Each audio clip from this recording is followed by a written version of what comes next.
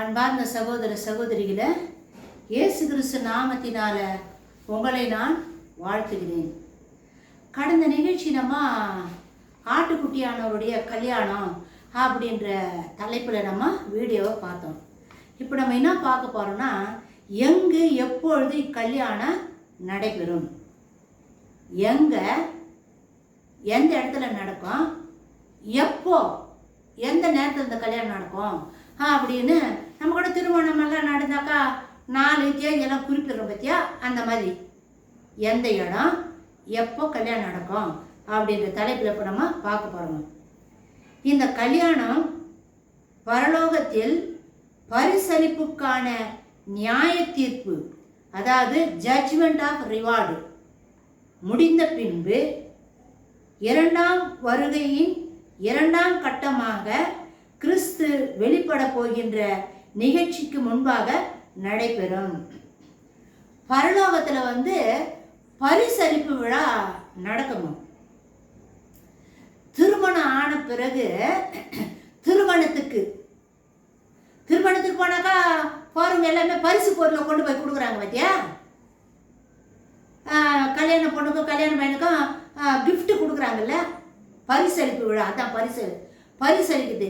யாருக்கு பரிசளிக்கிறாங்க அப்படின்னா, ஆட்டுக்குட்டியானவருடைய திருமண நேரத்தில் யாரு பரிசு கொடுக்குறாரு அப்படின்னா, ஆட்டுக்குட்டியானவர் தான் பரிசு கொடுக்குறாரு. யாருக்கு பரிசு கொடுக்குறாருன்னா, மணவாட்டிக்கு கொடுக்குறாரு. மணவாட்டிக்கு பரிசு கொடுக்குறாரு, கிஃப்ட் கொடுக்குறாரு. எப்படி இருக்கு அந்த கிஃப்ட்? இந்த பூமியில ரட்சிப்புன்றது, பாவ மன்னிப்புன்றது, மீட்பின் ஆடைன்றது பொது, எல்லாருக்கும் பொதுவானது. ரட்சிக்கப்பட்டவங்களுக்கு எல்லாருக்குமே பொதுவானது. சபை ரட்சிக்கப்பட்ட மக்கள் மனவாட்டிக்கு அது பொதுவான ஒரு காரியம். ஆனா கிஃப்ட் கொடுக்குறாங்க பத்தியா, அதுல வித்தியாசம் இருக்கும். எப்படி வித்தியாசம் இருக்கும்? இந்த பூமியில நான் எப்படி வாழ்ந்தேன், நான் எப்படி இருந்தேன், நான் என்னென்னலாம் தியாகம் பண்ணேன், நான் பரலோகத்தில் நான் என்ன சேர்த்து வச்சிருக்கிறேன், இந்த பூமியில உழைச்சாதான் உழைப்புக்குரிய கிஃப்ட், உழைப்புக்கு உரிய பரிசு பரலோகத்தில் கொடுக்கப்படும். நீ ஊழியம் செய்யலாம். ஊழியத்துல பல வகையான ஊழியங்கள் இருக்கு. ஆண்டவர் நமக்கு கொடுக்கப்பட்டிருக்கிற அந்த ஊழியத்துல நான் எப்படி இருந்திருக்கிறேன், என் வேலைக்கு தகுந்த மாதிரி, என் ஊழியத்துக்கு தகுந்த மாதிரி தான் எனக்கு கிஃப்ட் கிடைக்கும். அவங்க வேலைக்கு தகுந்த மாதிரி. இந்த ஊழியத்துல ரட்சிக்கப்பட்ட மக்கள் இந்த பூமியில அவங்க செய்யறாங்க பாரு வேலை, அந்த வேலைக்கு தகுந்த மாதிரி தான் பரிசு பரலோகத்தில் கொடுக்கப்படும். எல்லாருக்கும் ஒரே மாதிரியான பரிசு கிடையாது. ரட்சிப்புன்றது பொது, அது எல்லாருக்கும். மீட்பின் ஆடைன்றது அந்த வெண்பசு எல்லாருக்கும் பொது. ஆனா கிஃப்ட் கொடுக்கறதுல வித்தியாசம் இருக்கும். அது எப்போ கொடுப்பாங்க அப்படின்னா, அதுதான் பரிசளிப்புக்கான நியாய தீர்ப்பு. பரிசளிப்புக்கான நியாய தீர்ப்புன்னா, அவங்க எப்படி வேலை செஞ்சிருக்கிறாங்களோ அதுக்கு தகுந்த மாதிரி பரிசு கொடுக்கறது, தீர்ப்பு கொடுக்குது. அதுக்கு தகுந்த மாதிரி பரிசு கொடுக்கறது, அதான் நியாய தீர்ப்பு. நியாய தீர்ப்பு நம்ம இந்த பூமியில முடிச்சிட்டதுனால தான் நம்ம பரலோகத்தில் போய் சேர்ந்தோம். நியாய தீர்ப்பு இந்த பூமியிலே முடிஞ்சு போகுது. நம்மளுக்கு மறிச்ச உடனே நியாய தீர்ப்பு முடிஞ்சு போகுது. ஆனா பரலோகத்துக்கு போன பிறகு பரிசளிக்கிறதுல நியாய தீர்ப்பு, அவங்களுக்கு தகுந்த மாதிரி பரிசாங்க. அதுதான் ஜட்ஜ்மெண்ட் ஆஃப் ரிவார்டு அப்படின்னு சொல்றதுங்க. இந்த நிகழ்ச்சி எப்போ நடக்கும், இந்த திருமண வைபவம் எப்போ நடக்கும்னா, இந்த பரிசளிப்பெல்லாம் கொடுக்குறாங்க பார்த்து கொடுத்து முடிச்சிடுவாங்க. மணவாட்டிக்குரிய பரிசு மணவாட்டி பெற்றுக்கொள்வா.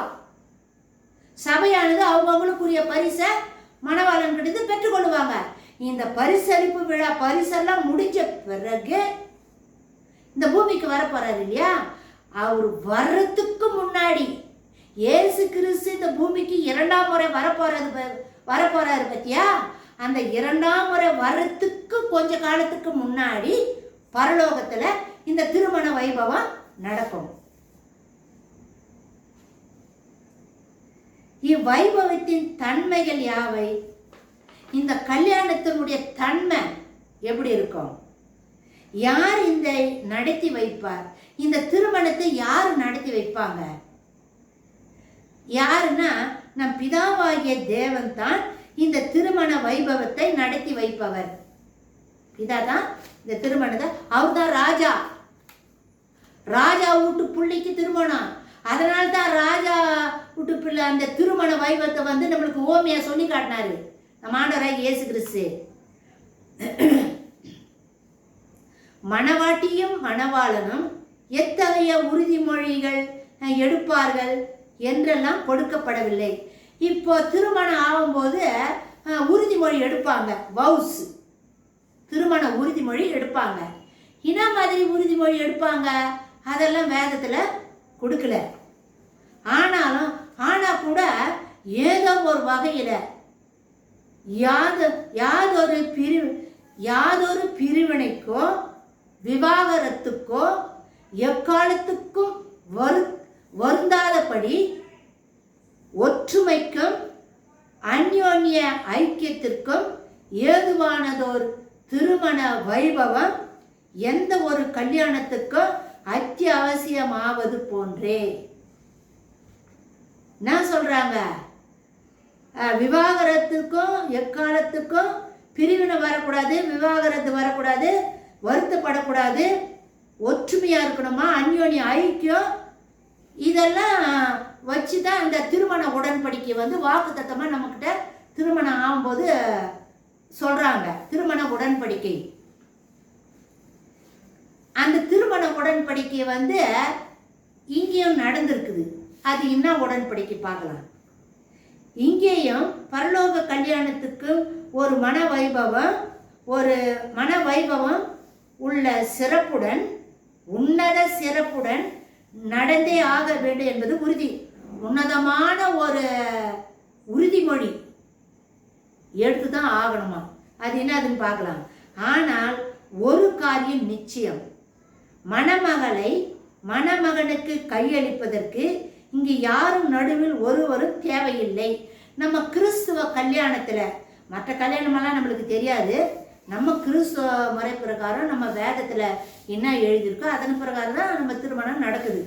அந்த திருமண வைபவத்துல நம்ம இந்த பூமியில கிறிஸ்துவ திருமணம், மணமகன் முன்னாடி போயிட்டு உட்கார்ந்து இருப்பாரு, இல்லை முன்னாடி இருப்பாரு. மணப்பெண்ணை அவங்க அப்பா இல்லை அவங்களுக்கு நெருங்கிய உறவு யாரோ ஒருத்தர், ஆனால் யாரோ ஒருத்தர் கையை பிடிச்சிட்டு அந்த பெண்ணுடைய கையை பிடிச்சிட்டு மணமகன் கிட்ட ஒப்படைப்பாங்க. ஒப்படைச்சிட்டு அவங்க தூரம் வந்துடுவாங்க. திருமண நேரத்தில் அதான் நடக்கிறது. ஆனா இந்த இடத்துல நடுவில் யாரும் நின்று இந்த மணவாட்டியாகிய சபையை இயேசு கிறிஸ்துக்கு கை பிடிச்சி கொடுக்கறதுக்கு அங்கே யாரும் ஆள் கிடையாது, கொடுக்கவும் இல்லை. அது என்னன்னாக்கா, காரணம் என்னவென்றால் கிறிஸ்துவாகிய மணவாளன் சபையாகிய மணவாட்டியை கரை திரை முதலானவற்றை ஒன்றுமில்லாமல் பரிசுத்தமும் பிழையற்றதுமான சபையாக, அதாவது மணவாட்டியாக தமக்குள் நிறுத்தி கொள்வதற்காக தம்மைத்தாமே அதற்காக, அதாவது மணவாட்டிக்காக ஒப்பு கொடுத்தார்.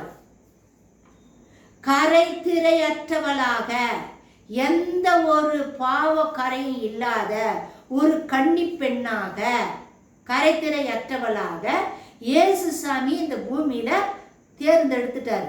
அதாவது அந்த பெண் அந்த மாதிரி பண்ணிட்டாரு, கரை திரை இல்லாம பரிசுத்தம் உள்ளவளா மாத்திட்டாரு. இந்த பூமிக்கு அவர் ரத்தத்தினால கழுவுப்படுறதுனால தானே சுத்தமானா. அதான் அது இத ஒப்பு, அதனால தான் தன்னைத்தானே ஒப்பு கொடுத்தார். யாருக்கு? மணவாட்டிக்காக தன்னைத்தானே ஒப்பு கொடுத்தார். தன் ரத்தத்தை கொடுத்தாரு, உயிரை கொடுத்தாரு, எல்லாமே அவருடைய ஜீவன் எல்லாமே மணவாட்டிக்காக கொடுத்துட்டாரு. கொடுத்துத்தான் மணவாட்டியை ரெடி பண்ணிட்டு வந்தாரு.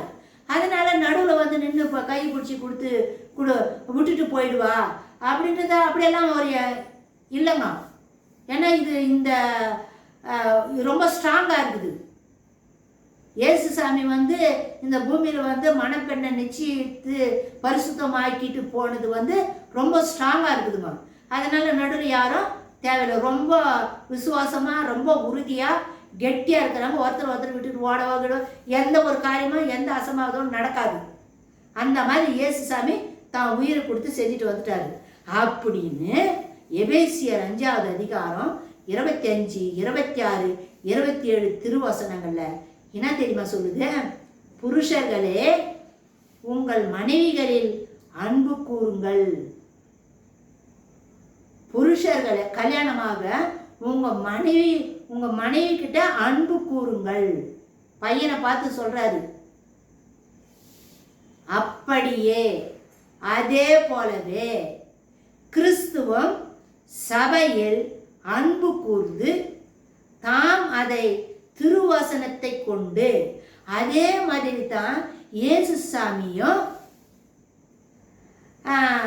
மணவாட்டியாகிய சபையை அன்பு செய்து, எப்படி சூலமித்தியால் அன்பு செய்தார் அந்த மாதிரி அன்பு செய்து, தாம் அதை திருவசனத்தை கொண்டு வார்த்தையின் மூலமாக, இயேசு கிறிஸ்துவினுடைய வசனத்தின் மூலமாக தண்ணீர் மூழ்கினால் சுத்திகரித்து பரிசுத்தமாக்குகிறதற்கும், தண்ணீர் மூழ்கினால அப்படின்னா பாவ மன்னிப்பு, ஞானஸ்தானம் பெறாங்க இல்லையா? ஞானஸ்தானம் வந்து எதுக்கு அடையாளம்னா, என் பாவமெல்லாம் இயேசு கிறிஸ்து ரத்தத்தினால கழுவப்பட்டுடுச்சு அப்படின்ற அடையாளம் தான் தண்ணீர் இப்படி மூழ்கி எடுக்கிறது. அதான் தண்ணீர் மூழ்கினால் சுத்திகரித்து, இயேசு கிறிஸ்து ரத்தத்தினால சுத்திகரிக்கப்பட்டு, பாவமானது சுத்திகரிக்கப்பட்டு பரிசுத்தமாக்குகிறதற்கும், கரை திரை முதலானவைகள் ஒன்றுமில்லாமல் பரிசுத்தமும் பிழையற்றதுமான மகிமையுள்ள சபையாக அதை தமக்கு முன் நிறுத்தி கொள்வதற்கும் தம்மை தாமே அதற்காக ஒப்பு கொடுத்தார் அப்படின்னு வசனத்துல நம்ம வாசிக்கிறோம். இதுதாங்க அவர் வந்து நம்மளை நிச்சயம் பண்ணி மணவாட்டியாக தேர்ந்தெடுக்கப்பட்டு போன ஒரு அடையாளத்துக்குரிய தேவ வசனங்கள். எப்படி ஒரு ஆண்மகன் வந்து தன் மனைவி கிட்ட அன்பு செய்கிறானோ, அது போல இயேசு கிறிஸ்துவும் மணவாட்டியாகிய சபையை நேசிக்கிறாரு. கரைத்திரையற்றவளாக. இப்போ மணமகனை பற்றி நம்ம பார்த்தோம்.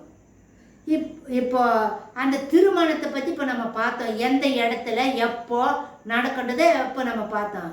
இப்போ மணவாளன் யார், மணமகன் யார்?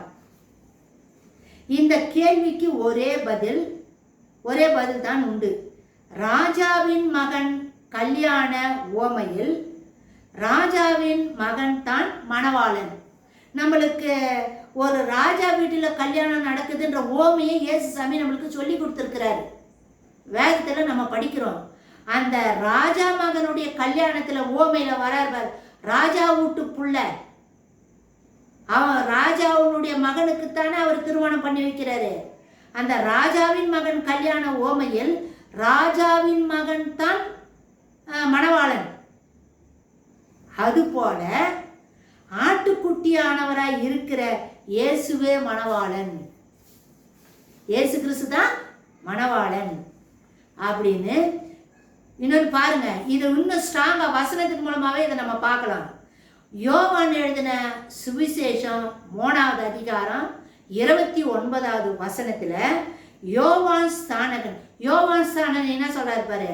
யோவான் ஸ்தானகன் கிறிஸ்து மணவாளன் என்றும், இயேசு கிறிஸ்துவ மணவாளன் சொல்றாரு. யாரு? யோவான் ஸ்தானகன். தம்மையோ அவரே என்ன சொல்றாரு? தம்மையோ மணவாளனின் தோழர் என்றும் குறிப்பிட்டு, நானே மணவாளனுடைய தோழனாக இருக்கிறேன். இயேசு கிறிஸ்து தான் மணவாளன், நான் அவருடைய தோழனாக இருக்கிறேன் அப்படின்னு யோவான் ஸ்நானகன் சொல்றாருங்க. தோழனும் அந்த யோவான் ஸ்நானகன் அந்த தோழனும் மணவாளனுடைய சத்தத்தை குறித்து மிகவும் சந்தோஷப்படுகிறான் என்றார். மணவாளனுடைய சத்தத்தை கேட்டு மணவாளனுடைய தோழன் சந்தோஷப்படுறாராம். யார் அந்த மணவாளனுடைய தோழனாக்கா? யோவான் ஸ்நானகன். அப்ப மணவாளன் யாரு? இயேசு கிறிஸ்து அப்படின்னு யோவான் ஸ்நானகன் சொல்றாரு. மத்தேயு எழுதின சுவிசேஷம் 9வது அதிகாரம் 15வது வசனத்துல இயேசு தம்மை தாமே மணவாளனாக வெளிப்படுத்துகிற வண்ணம் நானே அவர் சொல்றாரு, நான் மணவாளன். இயேசுவே சொல்றாரு, மணவாளன் தங்களோடு இருக்கையில் மணவாளனுடைய தோழர்கள் துயரப்படுவார்களா? கல்யாண பையன் கூட இருக்க சொல்ல கல்யாண பையனுடைய தோழர்கள் துக்கமா இருப்பாங்களா? கல்யாணம் எவ்வளவு சந்தோஷமா இருப்பாங்க அப்படின்னு மத்தேயு எழுதின சுவிசேஷம் 9வது அதிகாரம் 15வது வசனத்துல சொல்லப்பட்டிருக்குது. துயரப்படுவார்களா என கேட்கிறார். 10 கன்னியர் உவமையிலும் இயேசு தம்மை மணவாளனாக குறிப்பிடுகின்றார். 10 கன்னியர் உவமை, அதுல இயேசு கிறிஸ்து மணவாளனாக அவரே சொல்றாரு. மணவாளன் கிறிஸ்து தான் என்பது நிச்சயம். அதனால மணவாளன் யாருன்னா இயேசு கிறிஸ்து தான் மணவாளன். இது நிச்சயமா நம்ம வசனத்தின் மூலமாக இதை நம்ம உறுதிப்படுத்திக்கணும். இப்போ மணவாட்டி என்னங்க, இவ்வளவு நேரம் நீங்க மணவாட்டி சபைன்னு தானே சொல்லிட்டு இருந்தீங்க, இப்போ என்ன மணவாட்டி யாருன்னு சொல்லி நீங்க கேட்குறீங்க அப்படின்னு உங்களுக்கு என்ன தோணும்? காரணம் இருக்குதுங்க. ஏன்னா பழைய ஏற்பாட்டிலையும் மக்கள் இருக்கிறாங்க, புதிய ஏற்பாட்டிலையும் மக்கள் இருக்கிறாங்க. இப்போ இந்த 2 ஏற்பாட்டில் இருக்கிற மக்கள், இயேசுவை விசுவாசிக்கிற மக்கள், பிதாவாகிய தேவனை தொழுது கொள்ளுகிற மக்கள், இந்த 2 கூட்டத்தில் யார் மணவாட்டின்னு தெரியணும் இல்லை. அதுக்கு தான் இப்போ நம்ம பார்க்க போறோம். இந்த இடத்தில் தான் கருத்து வேறுபாடு வருகின்றது. பழைய ஏற்பாட்டில் உள்ள மக்கள் மணவாட்டியா என்றால் மணவாட்டி இல்லை. பழைய ஏற்பாட்டு காலத்து மக்கள் மணவாட்டினா மணவாட்டி கிடையாது. அப்ப அவங்க யாரு? ஏன் என்று சொன்னால் திருமணமாக போற பெண் கன்னி பெண்ணாகத்தான் இருக்க வேண்டாம்.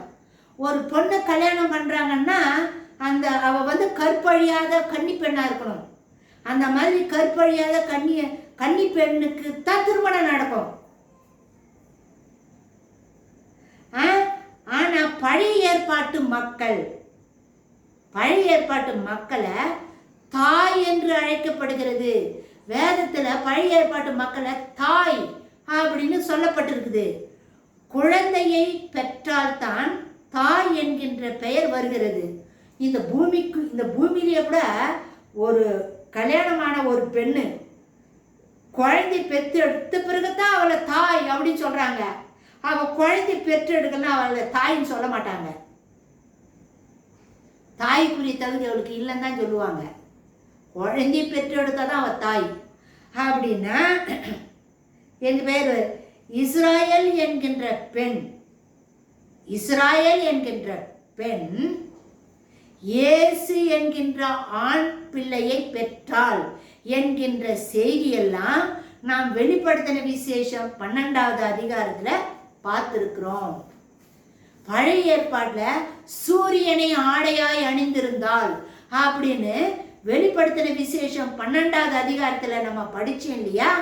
அதுல சூரியனை ஆடையாய் அணிந்திர ஸ்திரீ யார் அப்படின்ற வீடியோ போட்டிருக்கிறேன். தயவு செய்து போய் பாருங்க. யார் அந்த ஆண் பிள்ளை, யார் மணவாட்டி, ஏன் அவளுக்கு பெருங்கழுகின் 2 சிறகுகள் கொடுக்கப்பட்டது, நிறைய விஷயங்கள் 12வது அதிகாரத்தில் பற்றி நான் பேசியிருக்கிறேங்க. தயவு செய்து பார்க்காதவங்கெல்லாம் போய் அந்த வீடியோவை பாருங்க. அப்படின்னா பழைய ஏற்பாட்டு காலத்து மக்கள் கன்னி பெண் கிடையாது. அவ தாய். இயேசு கிறிஸ்துவ அவ ஈன்றெடுத்தாள். இஸ்ரவேல் என்ற பெண், இஸ்ரவேல் என்ற சபை இயேசு என்ற ஆண் பிள்ளைய பெற்றெடுக்கிறா. அதனால அவ திருமணம் ஆனவா, திருமணம் ஆயிடுவா. அதனாலதான் அவளை தாயின்னு சொல்றாங்க. ஆனா இந்த இடத்துல வெளிப்படுத்தின விசேஷத்துல ஆட்டுக்குட்டியானவருடைய திருமணம் ஆகும்போது அவளுடைய மணவாட்டி யாருன்னா மணவாட்டியாகிய சபைதான். அதை தொடர்ந்து நம்ம பார்க்கலாங்க வசனத்தின் மூலமாவே. நம் பிதாவாகிய தேவன் தன் மனைவியாகிய இஸ்ராயேல் என்ற பெண்ணை மனைவி என்று தான் கூறுகின்றார். பிதாவாகிய தேவன இஸ்ராயேல் என்ற பெண்ணை மனைவி தான் சொல்றாரு. எப்படின்னாக்கா இத ஓசியாவின் புஸ்தகத்துல நம்ம நல்லா பார்க்கலாம். அந்த மனைவி தன்னை விட்டுட்டு போயிட்டா, கட்டின புருஷனை விட்டுட்டு போயிட்டா, சோரம் போயிட்டா அப்படின்னு ஓசியாவுக்கு பல காரியங்களை சொல்றாரு. மனைவின்றத சொல்றாரு. அதை ஓசியாவின் புஸ்தகத்துல நம்ம நல்ல தெள்ள தெளிவா பார்க்கலாம். இயேசு கிறிஸ்துவின் இரத்தத்தால் பழைய ஏற்பாட்டு மக்களின் பாவங்கள் கழுவப்படவில்லை. இயேசு கிறிஸ்து ரத்தத்தினால பழைய ஏற்பாட்டு காலத்து மக்களுடைய பாவங்கள் கழுவப்படல. ஆடு மாடை வெட்டி அந்த ரத்தத்தை எடுத்து நிலக்காலில் பூசுவாங்க, பலிப்படுத்தின மேல உடன்படிக்கை பெட்டி மேல தெளிப்பாங்க. ஆடு மாடு ரத்தத்தினால பாவங்கள் மூடப்பட்டுச்சு. பாவம் நீக்கில்ல, பாவம் மூடப்பட்டுச்சு. ஆட்டின் ரத்தத்தினாலும் மாட்டின் ரத்தத்தினாலும் மனுஷனுடைய பாவமானது மூடப்பட்டுச்சு, பாவம் நீக்கப்படலை. மிருகத்தின் ரத்தம் மூடப்பட்டிருந்தது. பழைய ஏற்பாட்டு மக்கள், அப்போ பழைய ஏற்பாட்டு மக்கள் கூட பரலோகத்துக்கு போயிட்டு இருக்கிறாங்கல்ல. மொய்சனு, ஈசாக்கு, நோவா, ஏனோக்கு இவங்கெல்லாம் பரலோகத்தில் இருக்கிறாங்க தானே. பழைய ஏற்பாட்டு காலத்து மக்கள் எல்லாம் கூட பரலோகத்தில் இருக்கிறாங்க. அப்போ அவங்கெல்லாம் எப்படி போனாங்க அப்படின்னா விசுவாசத்தினால் நீதிமானாக்கப்பட்டார்கள். விசுவாசத்தின் நிமித்தமாக நீதிமான ஆக்கப்பட்டதனால அவங்க பரலோகத்துக்கு போனாங்க. எப்ப போனாங்க? இயேசு கிறிஸ்து உயிர் தெழும்போது கல்லறைகள் திறக்கப்பட்டுச்சுன்னு சொல்லி சொன்னேன் இல்லையா. அப்போ பழைய ஏற்பாட்டு காலத்து மக்கள் உயிர் பெற்று எழுந்தாங்க. அது முதல்ல அங்க ஒரு உயிர் தெழுதல் நடந்திருக்குதுங்க. விசுவாசத்தினால் நீதிமான்கள் ஆக்கப்பட்டார்கள். ஆட்டுக்குட்டியானவரின் மனைவியாகிய மணவாட்டி என வெளிப்படுத்தின விசேஷம் 21வது அதிகாரம் 9வது வசனத்தின்படி முதன் முறையாக அழைக்கப்படுவதிலிருந்து கல்யாணத்துக்கு பிறகுள்ள நிலை இப்பகுதியிலிருந்து தொடங்குவதாக பார்க்கிறோம். இந்த 21வது வசனத்துல ஆட்டுக்குட்டியானவருடைய மனைவி தன்னை அலங்கரித்தாள் அப்படின்னு வருது. அப்போ மனைவினா திருமணம் ஆயிடுச்சுன்னு அர்த்தம் தானே. அப்ப யார் மனைவி? சபைதான் மனைவி. அப்போ தொடர்ந்து பார்க்கலாங்க. ஆட்டுக்குட்டியானவருடைய மணவாட்டி ஏதேன் தோட்டத்தில் இருந்து விரட்டி அடிக்கப்பட்டு, ஏன் விரட்டி அடிக்கப்பட்டா? ஏதேன் தோட்டத்தில் பாவம் செஞ்சதுனால தோட்டத்தை விட்டு ஆதாமியாவால விரட்டி அடிக்கப்பட்டாங்க. விரட்டி அடிக்கப்பட்டு ஒதுக்கப்பட்டாள். பாவம் செஞ்சிட்டா. இந்த மனித குலம் பாவத்துள்ள போய் விழுந்துடுச்சு, ஒதுக்கப்பட்டாள். ஆதாம் ஏதேன் தோட்டத்தில் கீழ்ப்படியாமைக்கு உள்ளாக துரத்தப்பட்டதும் விலக்கி தள்ளப்பட்டதுமான பரம்பரையை உருவாக்கிவிட்டான். நிரந்தரமா அவன் பாவம் செஞ்சதுனால, ஆதாம் பாவம் செஞ்சதுனால நிரந்தரமா இந்த பூமியில் இருக்கிற எல்லா மக்களுமே நீக்கப்பட்டுட்டாங்க. தகுதி இல்லாதவங்களா போயிட்டாங்க, விரட்டி அடிக்கப்பட்டுட்டாங்க, சேர்க்கல. எப்படி சூளமித்தியால சேர்க்காம வீட்டு விட்டு துரத்திட்டாங்களோ, நீ போய் தோட்டத்துக்கு போய் காவலுன்னு, அது போல பாவம் செய்த மனிதனை கடவுள் வசம் இருந்து துரத்தி அடிக்கப்பட்டான். நிரந்தரமா துரத்தி அடிக்கப்பட்டுட்டான். அப்படி துரத்தி அடிக்கப்பட்ட அந்த மனித குலத்தை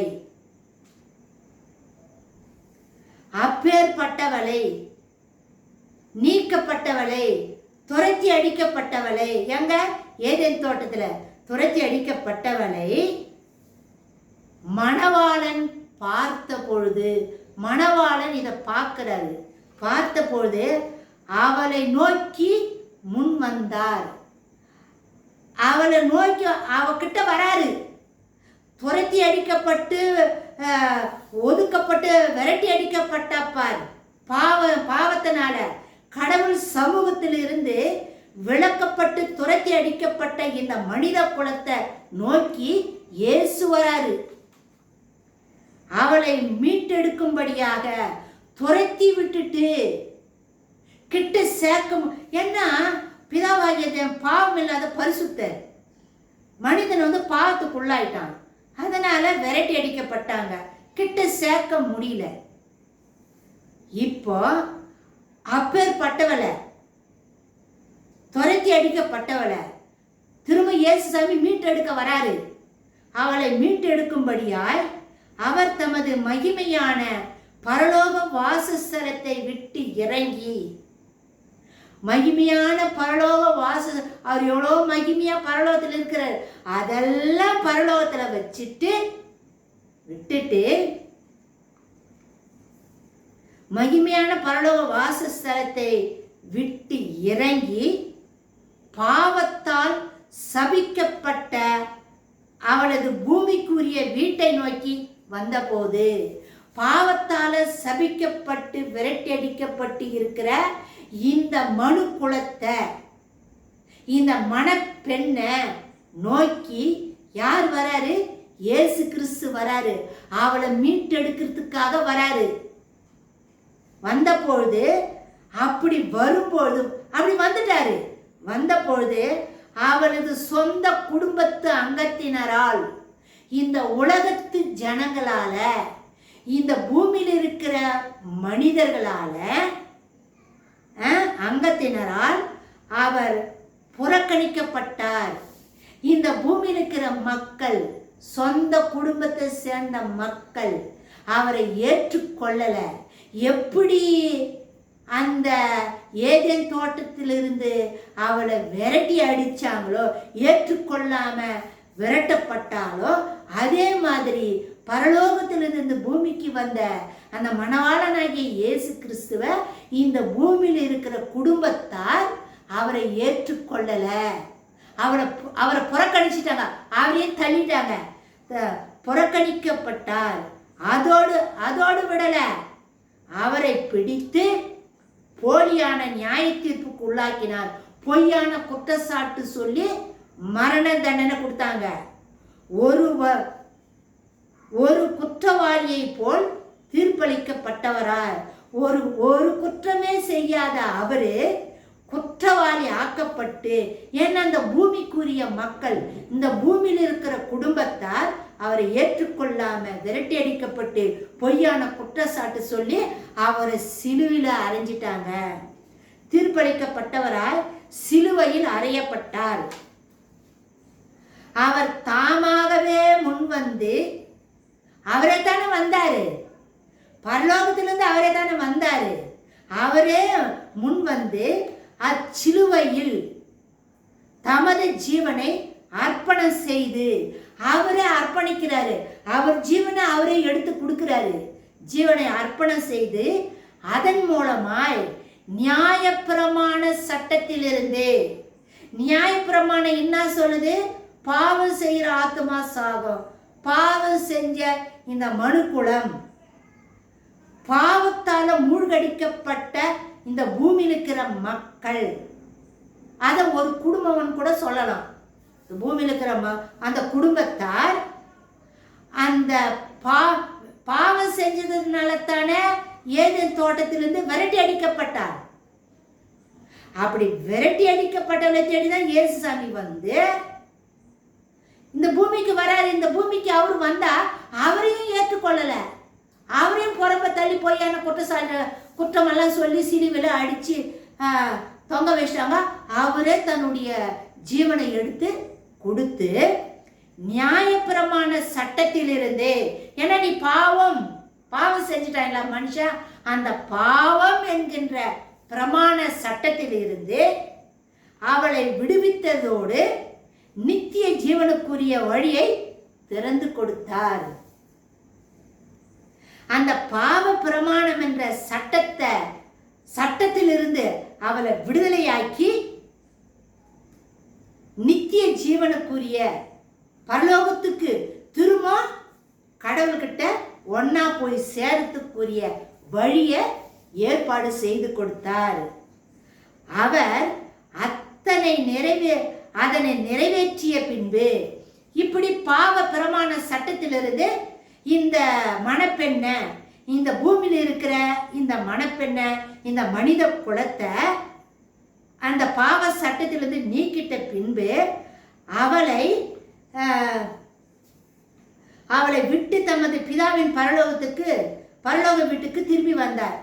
அவளை இந்த பூமியிலேயே விட்டுட்டார். அந்த பாவ பிரமாண சட்டத்திலிருந்து அவளை நீக்கிட்டு அவர் என்ன பண்றாரு, பரலோகத்துக்கு எங்கிருந்து வந்தாரோ அங்கேயே பிதா கிட்ட போய் சேர்ந்துட்டாரு. அவளுக்காக ஒரு வாசஸ்தலத்தை ஆயத்தம் பண்ணும் பணியை செய்து கொண்டிருக்கிறார். அவளுக்காக, யாருக்காக? இந்த பாவ சட்டத்திலிருந்து விடுதலையாக்கப்பட்ட இந்த பெண்ணுக்காக, இந்த மனித குலத்துக்காக, இந்த மணவாட்டிக்காக, இந்த மணவாட்டின்ற சபைக்காக இடத்தை ஆயத்தம் பண்ணி நிற்கிறாரு. ஏன்னா பொண்ணு போனாங்க தங்கனையில, திருமணமான அங்கே போய் தங்கனையில இடத்த ஆயத்தம் பண்ணி நிற்கிறாராம். பணி ஆயத்தம் செய்து கொண்டிருக்கிறார்.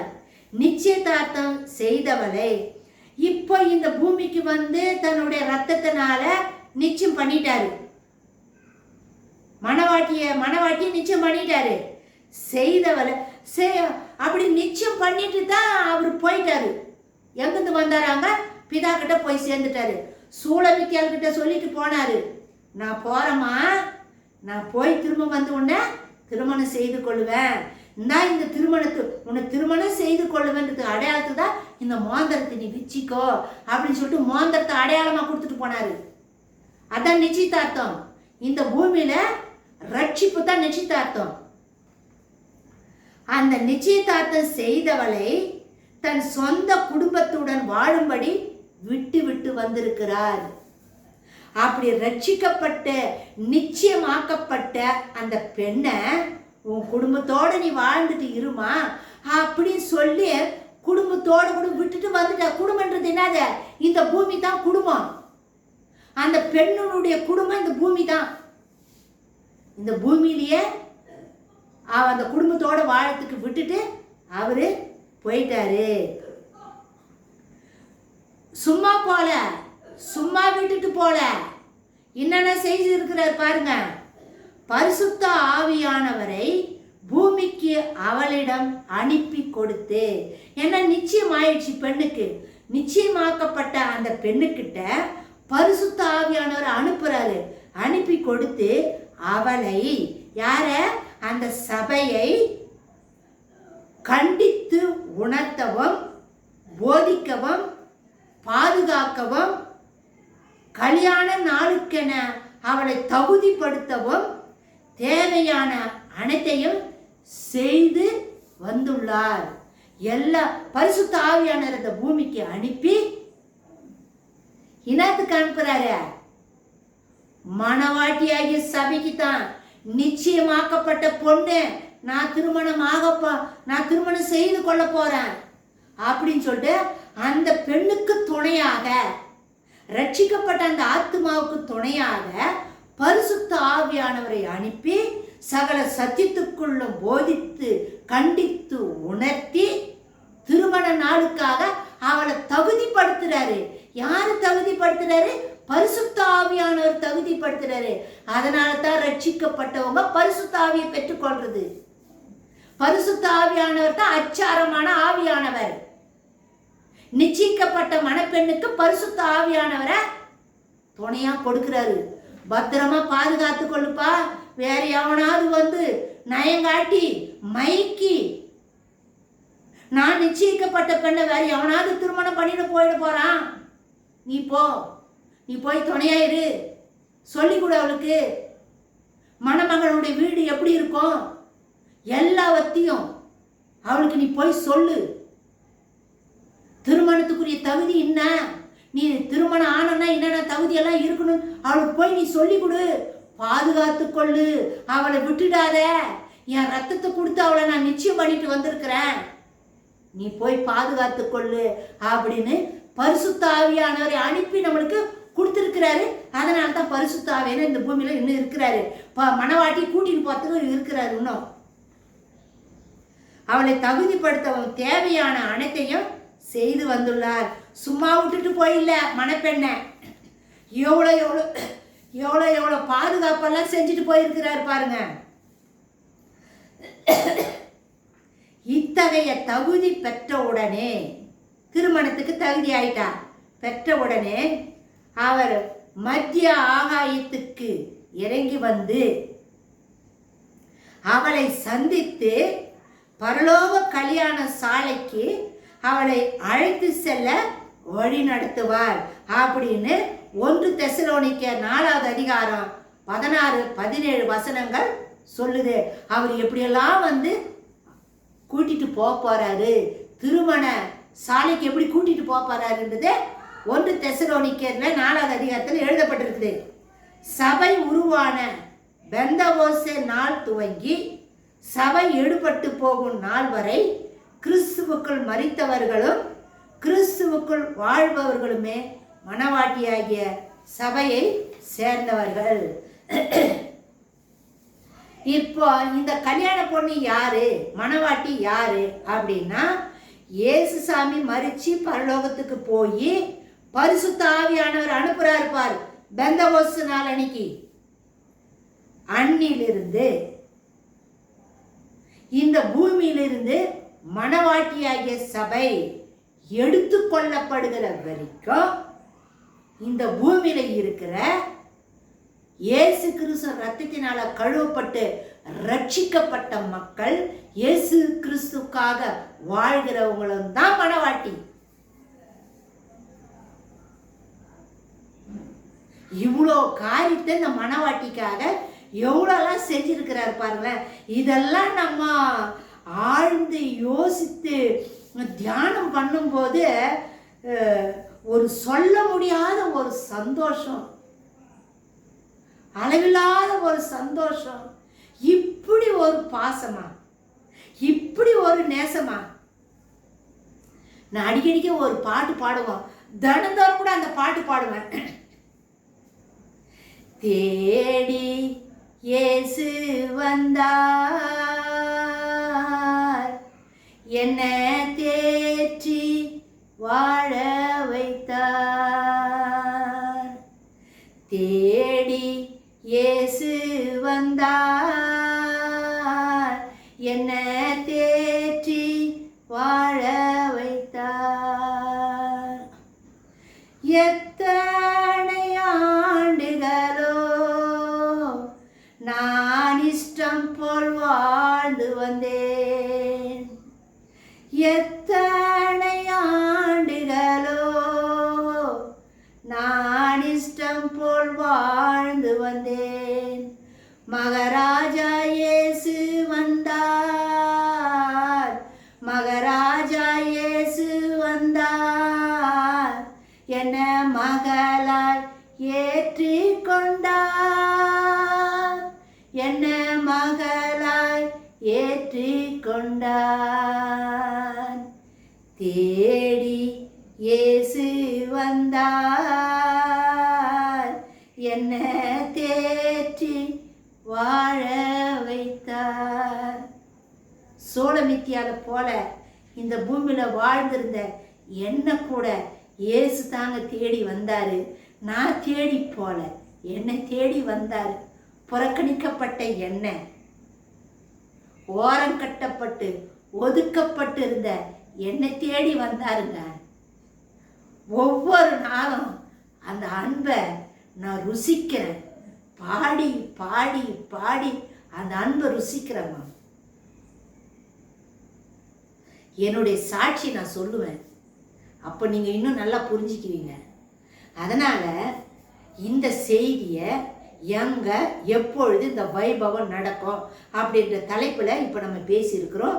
அடுத்த நிகழ்ச்சி வந்து மணவாட்டி ஆட்டுக்குட்டியானவருடைய மனைவி தன்னை அலங்கரித்தாள், எப்படி அவளை அலங்கரிச்சுக்கிறா அப்படின்ற நிகழ்ச்சியை அடுத்த வீடியோவில் நம்ம பார்க்கலாமா. இந்த செய்தியை எல்லாருக்கும் சொல்லுங்க, சப்ஸ்கிரைப் பண்ணுங்க, லைக் பண்ணுங்க, கமெண்ட்ஸ் கொடுங்க.